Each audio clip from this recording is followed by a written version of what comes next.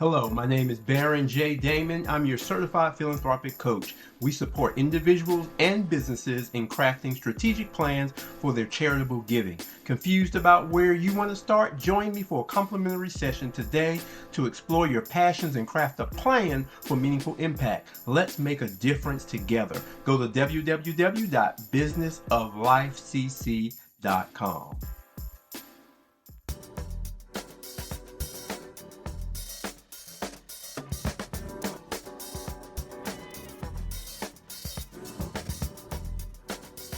Hello, and welcome back to Questions You Didn't Ask. I'm your host, Niasha Fray. This is episode 3 of No Health, No Wealth, featuring more insights from Dr. Keisha Bentley-Edwards and Farad Ali. Let's continue the conversation. Thank you. Thank you for saying that because, as you guys were talking, it was making me think about my experience starting as an entrepreneur, starting Niasha Fray Consulting LLC. Never taken a business class in my life, been a part of a lot of different conversations and maybe some conferences and things like that, encouraging Black people to become entrepreneurs, exposing me to kind of what are the benefits of being an entrepreneur, even from like a tax perspective, things like that. What I wasn't prepared for, and I'm going to get to the question, but I just kind of want to frame this a little bit. What I wasn't prepared for was the fact that wealth is a major factor to your success as an entrepreneur, right? Access to having a cushion, a big fat cushy cushion, right? Because what I wasn't expecting was that after I got the award or after I got the contract from what fill in the blank, large organization, institution, what have you, was that it was going to take me 6 months to a year to get paid. And that when I spoke up about it, you talked about how you get the job based on who you know or you don't get. When I spoke up about it and advocated for myself, trying to dress it up with my Black girl magic as best I could, they looked at me like I was crazy, like this is normal, right? So I was shocked because I don't have that type of cushion, that type of wealth. I had a cushion, but it wasn't that kind of cushion, right? Where Just I could call your float, parents. right? Where I could just float a whole company. You asking me to float you and you a whole company, like I'm one person starting a business and you know that. And you sought me out because you know that I'm a Black woman and it looks good to partner with a Black woman. And then you expect for me to be able to be okay with waiting an extra month, 3 months, 6 months. And then I talk to people who are in a similar position as me, Latino, Native, Black men, fill in the blank, right? And they said the same thing. And I was shocked. So, Farad, I want you to share with this. What are your thoughts on some of the biggest challenges facing specifically Black entrepreneurs, but especially those without that capital wealth type of thing? Like you might have the connects, you might know the people, you get the contract, you get the grant, you get the whatever. And that's really creating some problems in terms of longevity, sustainability. You get what I'm saying? Can you respond to some of that and fill in some of the blanks for me? I'm gonna try to make this simple, right, and not pontificate on it, right. But I'm gonna call it the M&Ms. I make it easy for your listening audience as well as for you answering your question. No business can make it without money, markets, and management. No business. You can have 2 of the 3 or 1 of the 3, but you won't make it. You got to have all of the 3. You have to have good management, which means people need to know how to run a business. Stop trying to do stuff you don't know. I'm not trying to be no doctor, right? I'm not putting in the time, the years, the process. I can't read the chart, the chemistry chart, Na. I don't know what to me, Na is not salt. You know what I'm saying? Like K, you know what I mean? K thousands. not whatever, potassium. Right. not potassium, right? Like I don't have that capacity. So recognizing your strength and going into businesses where you have the real management to understand it and to know the things about it, right? Like, so sometimes people want to go into business because of the shiny object of it, or they think I'm creative. Well, because you're creative doesn't mean that you can sing or you can draw or you could perform. I don't mean you can manage money, right? So let's be clear on a clear understanding of management of a business. Mhm. There is a management component of business that you got to cover. And if you can't cover it, you need to get some help or a partner or somebody else to cover you there. Second part of it is you got to have market opportunity. Like if no one is buying your stuff, I mean, you could be a singer, but if nobody likes what you singing, then you can't get paid for being a singer. So you can just sing in the shower and be happy. It's a right? hobby. It's a hobby, right? So let's just be clear on that. If there's no market for your service or your talent, then it's not marketable. That's a business decision. And the last thing is, do you have access to capital or access to money? It doesn't mean it's got to be your money. In business, it's really the key is, can you get access to money? It's easy to get access to money when you're a talent and there's a market demand. Y'all following me? Like if I know there's 1,000 people in downtown Durham and there's no coffee shops and I'm a barista and there's 1,000 people downtown and I can get 100 of them to pay me $5 a day, that's all I need, I can raise the money because people would want to be a part of that because they would say you'd have a talent. So I think in business, sometimes we don't go through the self-evaluation of market, and then we get caught up with the conditions of the market. Because the market will tell you that corporations are paying people in 30, 60, 90 days. And so I always tell people, like, I don't appreciate it because I'm of the opinion that's 2 to 4 payrolls. And can y'all do that at y'all big business? Tell the truth. I mean, that's how I lay it down. I say, if you're going to pay me in 90 days, that means that's 6 payrolls. Can you manage 6 payrolls with no money? And they say, no. I say, come on, let's talk through this. Right. So being able to read contracts and to manage through them and to understand that's a part of management.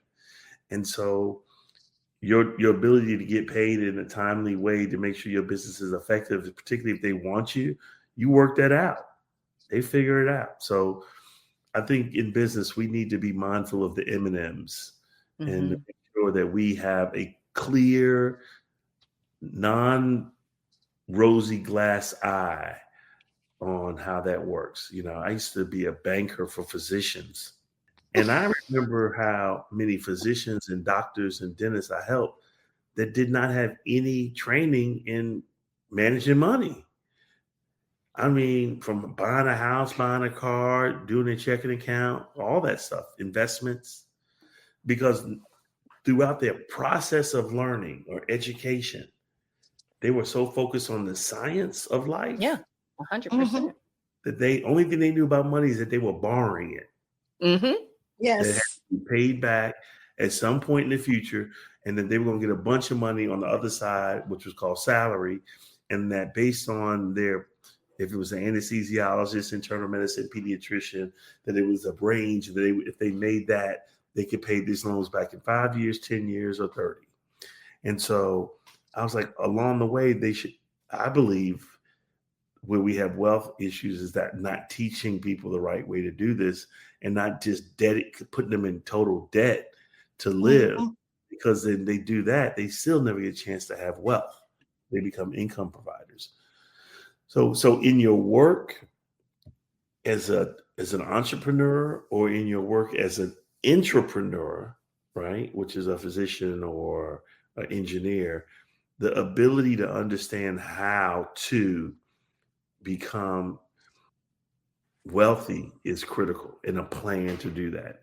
And you're working, it's not just for the income, it's for something else. If you're working just for the income, then you need to say, I'm working just for the income. But I always tell people, go make that money. Don't let that money make you. Mm-hmm. Mm-hmm. If you're enjoying the show as much as we love creating it, consider showing your support by buying us a cup of coffee. Visit buymeacoffee.com/Niasha Fray O. That's buymeacoffee.com/Niasha Fray O. All one word. Each cup is just $5, and every single one helps us continue to produce, develop, and sustain the high quality content you've come to expect from Questions You Didn't Ask. Thank you for your continued support, and let's keep the conversation going. So I'm glad that you talked about the 3 M's in entrepreneurship, because getting to the mental health and Black women, right now, people are talking about Black women exiting the workforce and all that that means. Now, they're not talking about Black women being fired, and especially as more and more layoffs are happening in our present economy. But even if we were to talk about Black women voluntarily leaving the workforce, this is a trend that was happening pre-pandemic. And I, you know, wrote a book chapter where I talked about Black women in their 30s and 40s deciding that toxic work environments were no longer tolerable, and that becoming an entrepreneur was the way to go. However, we know that venture capitalism does not always invest in Black women. So, leaving a toxic work environment or a work environment that does not work for you may be good for your mental health, but we have to make sure that you understand that even though most small businesses are solo businesses, you should not really be doing it alone. If you figure out if you need a team around you to support your business, or else that's not going to help your mental health or your physical health or economic health either. So that was something I wanted to say. Yeah, I think that that's really important in that we have to, first plan ahead, think that thing through, get whatever additional education and information that you need in order to better understand the money, the market, the management, and your mental health. Absolutely. And be in a better position to link up with other people that have the skills that you may be deficient in. And when I say deficient, I don't mean, I mean it in the sense of we all have talents. We all have things that we do well, that we like to do. And then there are other people that do totally different things that are complementary, that can be really helpful in terms of moving a whole business forward. Because a business, and especially just a little bit of experience that I've had and listening to Farad, it's a whole ecosystem, right? It's not just the thing that you're trying to sell, it's everything that goes around that. And especially if you're trying to build a sustainable business and a business that can build generational wealth. And I'm not sure that every entrepreneur is really trying to build a sustainable business or generational wealth, or if they're just, trying to like create a stopgap, Exactly. There's so many different reasons why people choose to be entrepreneurs. And some folks are doing it just for the tax break. I mean, there's all types of reasons why people go into business. And one of the things that this brings up is this idea that Black people don't support Black businesses. I have been, this idea has kind of gotten to me on multiple levels, because I know in some cases it is very true, a harsh reality. But in other cases, I know that it's not really all that true. And so I just wanted to know, how do you respond to the perception that Black people don't support Black businesses? And if you can, speak to some of the structural realities at play, not just the individual instances and things like that, but why is it that we have a hard time,